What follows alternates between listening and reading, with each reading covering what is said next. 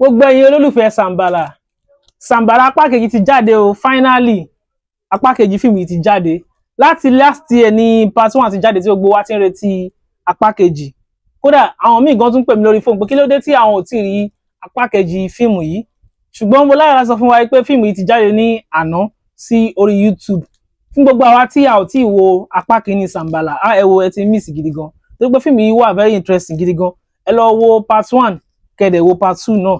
Fún gbogbo àwa tó gbà ti wo 1 bọ̀ a ti gbàgbé nǹkan tó ṣẹlẹ̀ ńbẹ̀ torí ó ti pẹ́ tí ó yẹ kí wọ́n ti ṣe apá kejì jáde, but nítorí àwọn ìdíwọ́ kan àbí kejì ni kò jẹ́ kí wọ́n tètè fún wa ní apá kejì. Ṣùgbọ́n ó ti jáde sí orí YouTube báyìí. Fún gbogbo àwa tí a fẹ́ wo apá kejì, ẹ jẹ́ kí a lọ wò ní orí YouTube.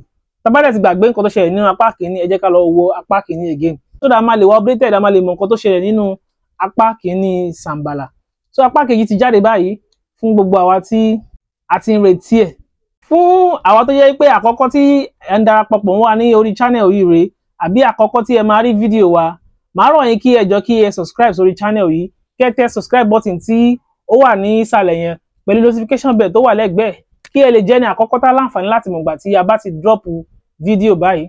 Ẹ mọ̀ pé lórí channel yìí a kì í ṣe anyhow movie, àwọn fíìmù tó wà interesting gan tó kọ́ni ní ọgbọ́n, tó mú òye wa, tó jẹ́ pé kò sí bí a ṣe máa wò tí a ò ní gbádùn ẹ̀. Àwọn fíìmù táwa máa ń sọ̀rọ̀ nípa ẹ̀ ní orí channel yìí rèé. So màá rọ̀ yín kí ẹ subscribe sórí channel yìí kí ẹ lè support wa. Sambala apá kejì ti jáde báyìí o, ṣùgbọ́n fíìmù yìí ò wá tán síbẹ̀ o. Mi ì fẹ́ sọ̀rọ̀ nípa fíìmù yìí púpọ̀ jù. Ó tún ní apá kẹta, kẹ́ lè mọ̀ pé ó ní agbára. Fíìmù tó wà interesting gidi gan ni. Storyline yẹn ó ní suspense. Kò sí bí ẹ ṣe fẹ́ wo fíìmù yìí tí ẹ máa lè predict pé nǹkan báyìí ló máa ṣẹlẹ̀ lẹ́yìn eléyìí, nǹkan báyìí ló máa ṣẹlẹ̀ nínú fíìmù yìí. Fíìmù eléyìí kọjá bẹ́ẹ̀. So kí ẹ jẹ́ ká lọ wò ó ní orí Òòṣà TV ní orí YouTube. Ibẹ̀ la sì máa rí Sambala apá kejì wò. Apá kẹta á tó jáde náà. Ṣùgbọ́n fún gbogbo àwa tí a ti wo Sambala apá kejì yìí, kí ni nǹkan tí a lè sọ nípa fíìmù yìí? Ẹ̀kọ́ wo ni a rí kọ́ nínú Sambala? Àti pé òṣèré wo ni a fẹ́ràn jù nínú fíìmù yìí? Ẹ jẹ́ kí a comment sínú comment section. Gẹ́gẹ́ bá ṣe mọ̀ pé lórí channel yìí ẹ̀bùn wà lóríṣiríṣi fún wa. Ẹ̀bùn 5,000 naira, 10,000 àti 15,000 naira tí à ń fún àwọn subscribers wa. Comment tó bá ti ní like jù ni ó máa jẹ ẹ̀bùn wa. So màá rọ̀ yín kí ẹ comment sínú comment section. Kí a dẹ̀ má gbàgbé pé subscribers nìkan ni ó láǹfààní láti jẹ ẹ̀bùn wa.